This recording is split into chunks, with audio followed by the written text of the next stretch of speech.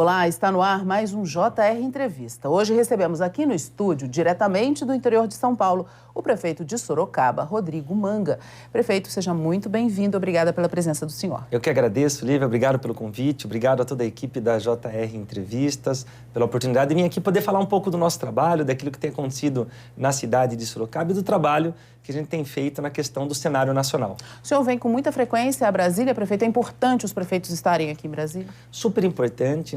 A cidade, apesar de Sorocaba ser uma cidade grande, com 800 mil habitantes, ter um orçamento de mais de 6 bilhões de reais, nós temos o Pacto Federativo, ele faz com que as cidades fiquem dependentes de Brasília e do governo do estado. Inclusive, é uma das pautas que eu tenho defendido, viu, Lívia? Essa revisão.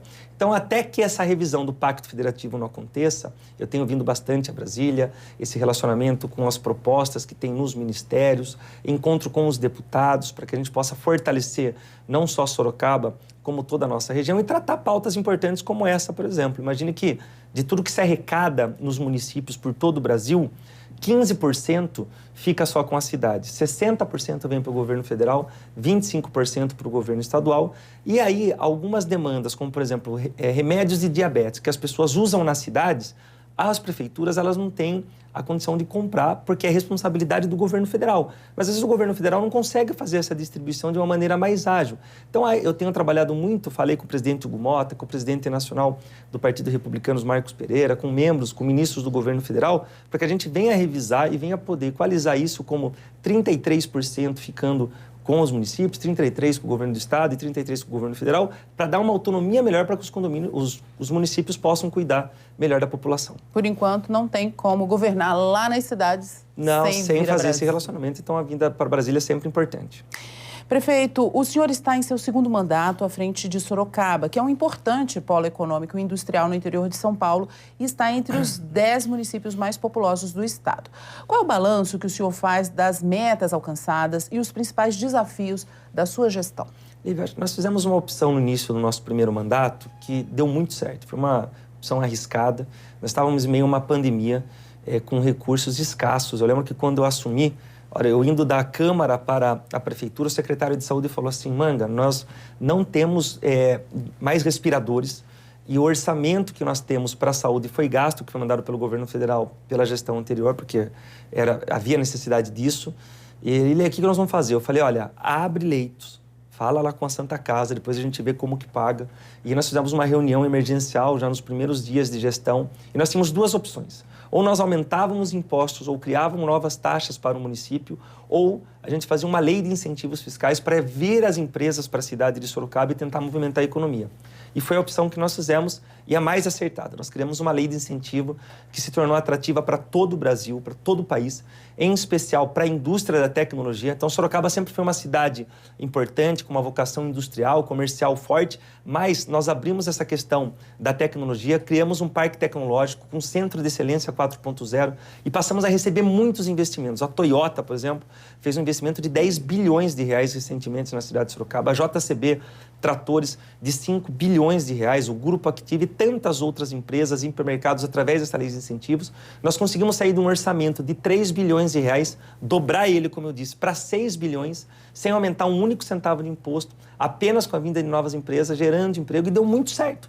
Isso fez de Sorocaba uma referência. Hoje os números mostram que Sorocaba foi a cidade que mais cresceu o seu PIB em todo o país, a indústria que mais gerou empregos. O CAGED divulgou agora, há 20 dias atrás, um crescimento médio do Brasil de 6% na geração de emprego, Sorocaba 174%.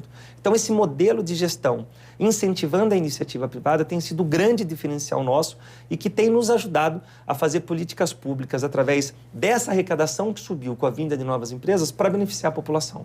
Agora, de tudo que o senhor tinha de metas, ainda faltam algumas. O que o senhor acha que ainda precisa ser feito? Olha, de todo o nosso plano de governo, nós conseguimos avançar em todas elas, ou aquilo que nós ainda não entregamos e iniciamos.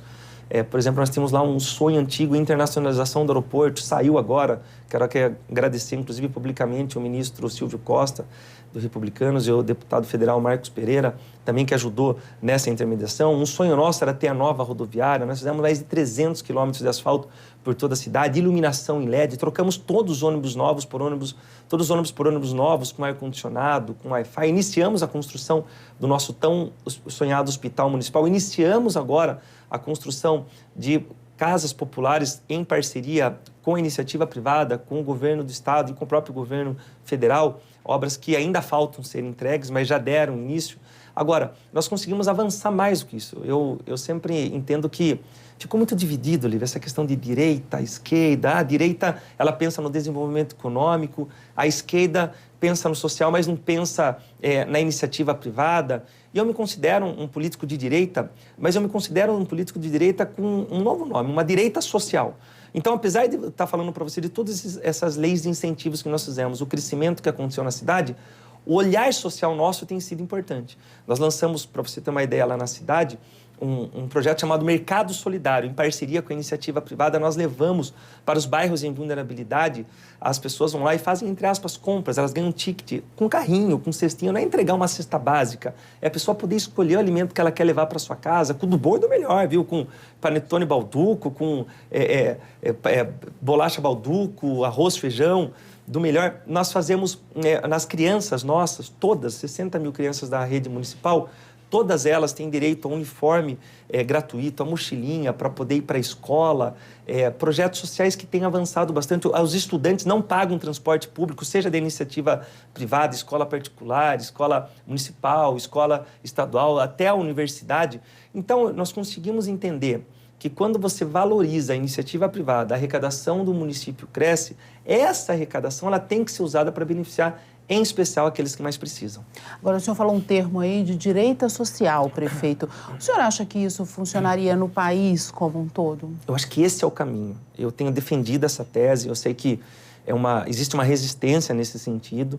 Eu tenho lançado isso, tenho feito, inclusive, eu lancei agora um curso de capacitação para que as pessoas que têm interesse de entrar na política, pessoas que têm boa vontade, mas às vezes não sabem como chegar, como conseguir mostrar a sua imagem, como conseguir mostrar as suas propostas para poder estar, seja para um cargo de vereador, prefeito, deputado ou qualquer outro cargo, para trazer essas lideranças novas para o partido. Eu acho que esse é o caminho para o Brasil. As pessoas cansaram, Lívia, esse negócio de briga política. Enquanto o Brasil briga, as pessoas em vários pontos, em várias cidades do nosso país, continuam desempregadas, sem saneamento básico, sem a estrutura, e que as pessoas querem a qualidade de vida. Para você ter uma ideia, nós temos 99% de saneamento básico em nossa cidade. Como eu disse para você, sobra emprego na cidade de Sorocaba.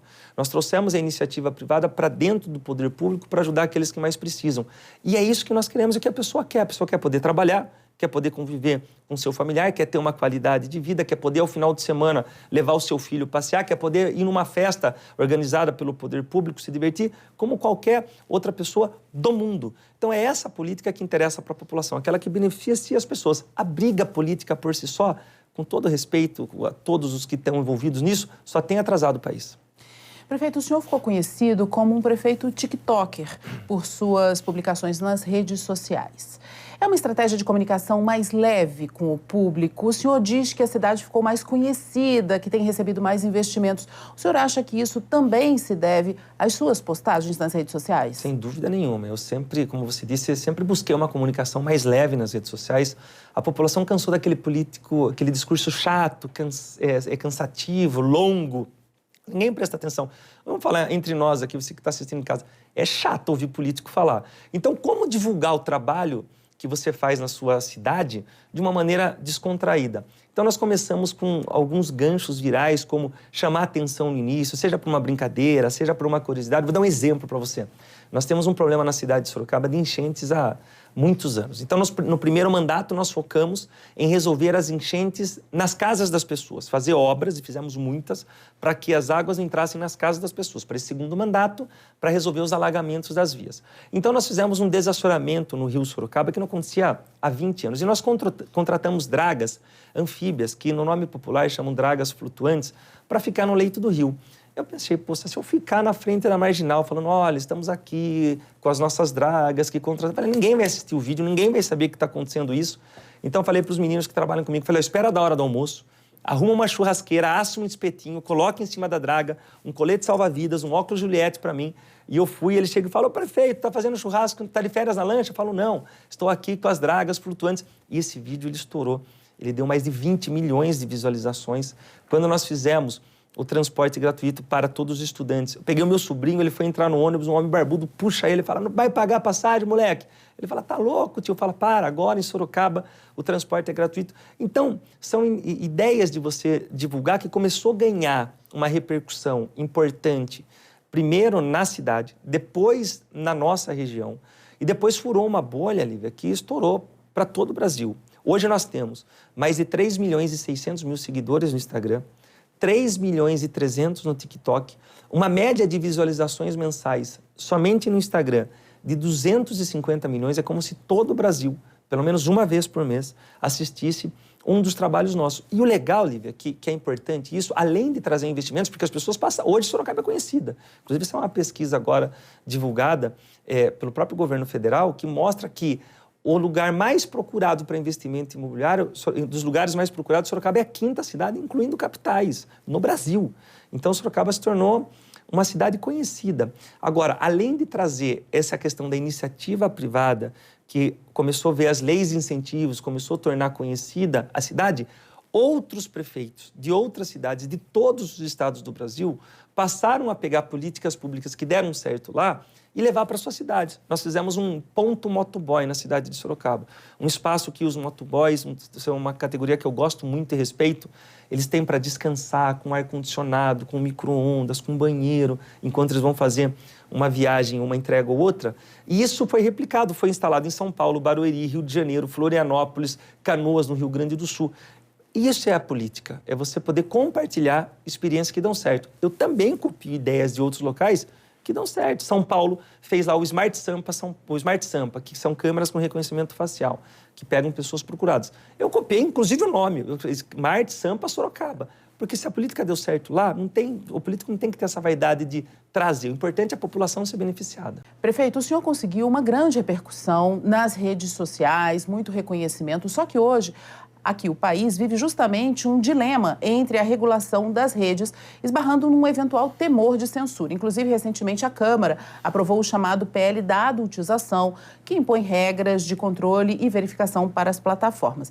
Qual é o seu posicionamento, prefeito, sobre essa questão da regulação das redes sociais? Eu sou contrário à regulação das redes. Eu acho que tem que ter a punição para aquelas pessoas que cometem crime nas redes sociais, como também fora das redes sociais. Então, nesse caso da adultização, se você entender que tem um crime de pedofilia, de sexualização das crianças que está acontecendo através das redes sociais, tem que ser investigado e preso, como aconteceu hoje. Uma pessoa que ameaçou o Felca, ele foi investigado, a polícia prendeu ele, a polícia de São Paulo, achou ele em outro estado, e a pessoa foi presa. Inclusive, ele tinha conteúdo infantil que ele propagava aí através das suas redes sociais. Então, esse trabalho é importante. Agora, você regulamentar uma rede que dá oportunidade de voz para a população. Acho que as pessoas têm a oportunidade hoje de divulgar o seu trabalho, de mostrar o seu dia a dia, comércios que estão crescendo, o pequeno empreendedor que está iniciando, ele tem a oportunidade de divulgar o seu comércio, vender para o Brasil, pessoas estão conseguindo mudar de vida. Então, esse não é o caminho, você segurar o algoritmo, é você aumentar a fiscalização. Isso eu defendo. Agora, regulamentar as redes, eu sou totalmente contrário. Prefeito, a gente já continua a conversa já, mas eu tenho que dar um recado. Lembrando que você pode assistir ao JR Entrevista na Record News, no portal R7, na Record Plus, no Jornal da Record, no JR 24 horas, à 00:30 e também nas nossas redes sociais. Prefeito, voltando aqui à nossa conversa, o senhor anunciou um projeto para a construção do maior prédio do mundo na cidade. Como vai ser isso, prefeito? Vai sair mesmo do papel? Acha que Sorocaba pode se tornar um ponto turístico ou ponto de apoio para turistas da região? Nós temos um plano diretor importante na cidade de Sorocaba que foi construído e fez com que a cidade crescesse, desenvolvesse, tivesse essa característica de cidade desenvolvida, mas sem perder a essência de ser uma cidade de interior. Então, esse plano diretor ele foi desenvolvido por pessoas técnicas, por secretarias importantes, e agora, na nossa gestão, nós tivemos uma revisão desse plano. Eu contratei as mesmas pessoas que fizeram todos os demais planos. Porém, no centro expandido da cidade de Sorocaba, nós zeramos todo tipo de taxação para a construção desse prédio, do maior prédio do mundo, sem a necessidade de pagar outorga onerosa. Então, criou essa possibilidade e hoje houve uma supervalorização imobiliária na região central. Pessoas já protocolaram projetos para aprovação da prefeitura, empresas de todo o Brasil, para a construção, e não é apenas... Eu acho que seria um grande, mas são vários prédios grandes que podem ser construídos agora na cidade de Sorocaba. Isso, além de trazer um desenvolvimento, gerar empregos na cidade, essa questão do turismo, também atrai a cidade de Sorocaba para outras cidades do país. E a gente está vivendo um momento de boom turístico na cidade. Sorocaba está recebendo agora um dos maiores parques temáticos do mundo, né? Vai ter, inclusive, a maior montanha-russa da América Latina, que é o Parque da Cacau Show, que vai ficar na cidade de Itu com Sorocaba, então ela fica entre as duas cidades. Nós temos ali próximo da nossa região, em outras cidades, já o Etnoad, já tem o Hop Hari, tem um outro parque aquático vindo, então a gente tem focado bastante nessa questão turística de investimentos na cidade. E tem previsão para esse prédio? A ideia é que esse projeto seja aprovado até novembro ou dezembro. É a iniciativa privada que vai construir, a prefeitura apenas faz a licença para a construção. Imagino que um prédio desse deve demorar uma construção de 5 anos. Prefeito, falando agora sobre o tarifaço do presidente norte-americano Donald Trump, quais os impactos para a cidade de Sorocaba e também para a região do interior de São Paulo? Quais os setores têm sentido mais os efeitos dessas taxas? Impacta bastante, por ter uma ideia das exportações da cidade de Sorocaba, 40% são exportações que acontecem para os Estados Unidos. Nós temos lá um centro de exportação no nosso parque tecnológico, que hoje é referência nacional. Nós enviamos uma lei para a Câmara Municipal para tentar minimizar esses impactos. Então, nós estamos dando isenção de todos os impostos municipais para as indústrias que exportam para os Estados Unidos e foram impactadas com o tarifaço. É lógico que essa compensação ela acaba não sendo de 100% daquilo que essas indústrias vão perder, mas já minimiza esses impactos. A condição que nós vamos dar esse benefício para essas empresas é que elas mantenham os empregos dessas pessoas que estão na cidade de Sorocaba. Seria até importante que isso pudesse ser replicado por outras cidades, por todo o Brasil, para minimizar esses impactos. Eu vi que o governo federal fez agora um pacotão de linha de crédito, o que resolve por um tempo, mas, poxa, você vai fazer um empréstimo para que a empresa consiga se sustentar por um tempo, de estar fácil, mas uma hora essa conta vai chegar, porque se a receita dele está diminuindo, uma hora vai pagar. Então é importante que haja um diálogo, que haja uma conversa. Eu acho que o Brasil, e aí sem falar mal, mas a pessoa do presidente Lula ligar para o presidente dos Estados Unidos, fazer uma conversa, usar a diplomacia brasileira. O Brasil é um país que sempre teve uma harmonia, sempre teve comércio com os Estados Unidos, com a China, não tem inimizade com ninguém. Não é o caminho agora de discussão, de aumentar essa tensão, de polarizar uma discussão que vai prejudicar muito todo o povo brasileiro, que não agora, mas a médio e longo prazo pode causar aí um grande número de desempregos. Quais os principais setores afetados lá da região? Alumínio afetou muito, a questão do café também. Bom, prefeito, a gente já falou algumas vezes aí, o senhor citou agora a questão da polarização. Em alguns vídeos, o senhor, inclusive, critica a atual polarização política no país. Na sua opinião, o que deveria ser feito para a gente sair dessa situação, voltar a dialogar, ter mais debates políticos, até mais maduros mesmo? Olha, como eu disse para você, me considero de direita, uma direita social, tenho divergências com a maioria das ideias dos políticos de esquerda, mas eu não fico usando o meu trabalho para ficar atacando eles. Eu não concordo com eles, não apoio eles. Eu tenho os meus candidatos que eu apoio na época da eleição. Apoiei o presidente Bolsonaro na eleição dele. Fui o primeiro prefeito a apoiar o governador Tarcísio no estado de São Paulo. Esse é o meu posicionamento. Mas o que a população quer saber depois de eleito é que você governe para todos. Eu tive 74% da votação no primeiro turno na minha reeleição. Só que eu tenho que governar para 100%, até para quem não votou em mim. Então, as pessoas querem isso, as pessoas precisam de políticas públicas que gerem empregos, em especial. A geração de emprego é o maior projeto social que existe. Quando você consegue dar oportunidade de uma pessoa ter um bom emprego, ter uma boa renda, melhorar a qualidade de vida dele, a mãe consegue colocar um filho numa escola boa, consegue comprar um material, consegue levar o seu filho passear, consegue comprar as coisas para sua casa, consegue trocar de casa, consegue comprar um carrinho, consegue deixar o seu filho no shopping, comprar um brinquedo. Então é essa qualidade de vida que importa para o brasileiro. Você discutir, e você pode ter os seus posicionamentos, mas você ficar usando todo o tempo que você tem eleito por um cargo público, que é uma bênção de Deus.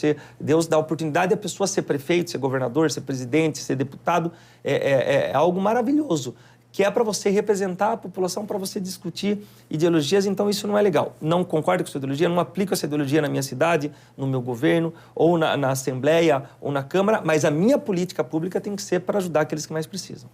Prefeito, a gente continua a conversa já. Por enquanto, a gente vai para um rápido intervalo e o JR Entrevista volta em instantes. Continue aí com a gente. Estamos de volta com o JR Entrevista. Aqui com a gente o prefeito de Sorocaba, Rodrigo Manga.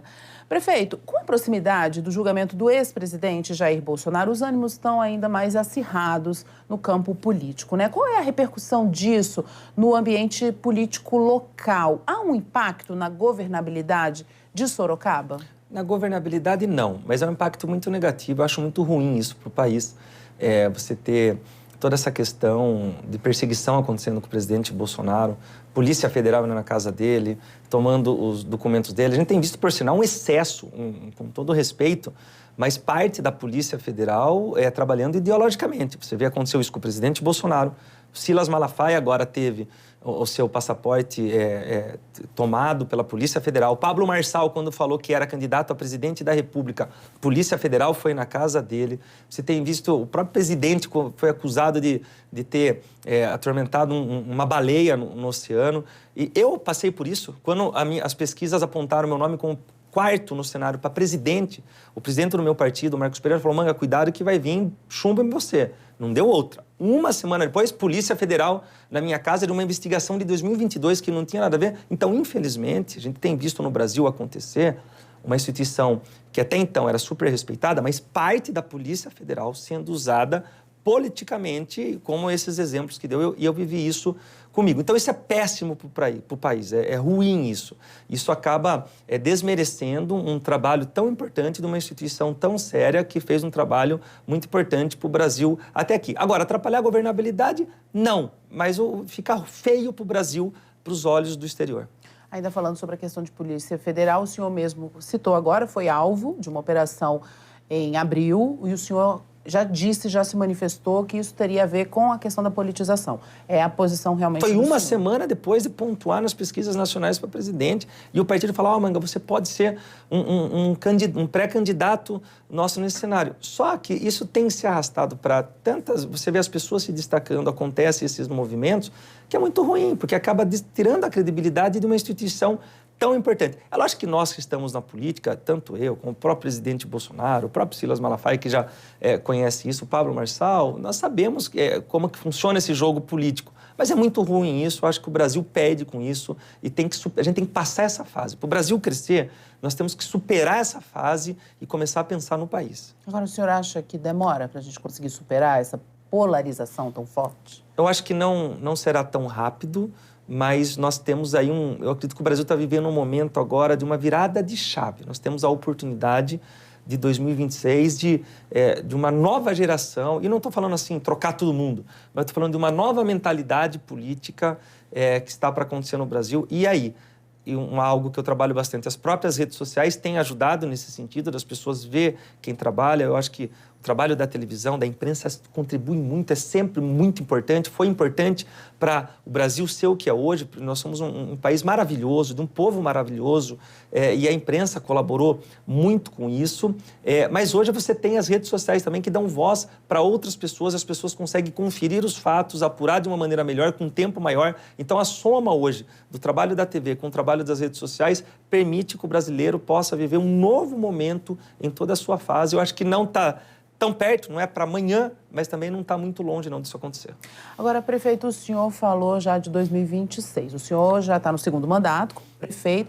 Quais os projetos, quais os planos aí para o senhor no ano que vem? O senhor segue na política? A que o senhor deve concorrer no ano que vem? Olha, eu sou um apoiador como eu disse, eu fui o primeiro prefeito a apoiar o governador Tarcísio, que está super bem aprovado no estado de São Paulo e pode concorrer à reeleição, que é do meu partido, que é o Republicanos. O meu partido já colocou à disposição o nome do Manga que eu possa ocupar vagas, possa disputar talvez uma vaga no Senado, ou se o Tarcísio vier a presidente e for da vontade do governador, do partido, da aliança partidária, até poder ser um nome para disputar a eleição do governo do Estado. Lívia, eu não sou aquele político que fala, eu não tenho essa vontade, vou pensar, vou terminar, e depois muda. Eu tenho essa vontade. Eu acho que Deus, ele deu uma oportunidade para mim, Lívia, ele me tirou há mais de 18 anos atrás do mundo das drogas, dos vícios, transformou minha vida e me deu a oportunidade de ser prefeito de uma das melhores cidades do Brasil, de ser reeleito, super bem aprovado e de poder ajudar muitas pessoas.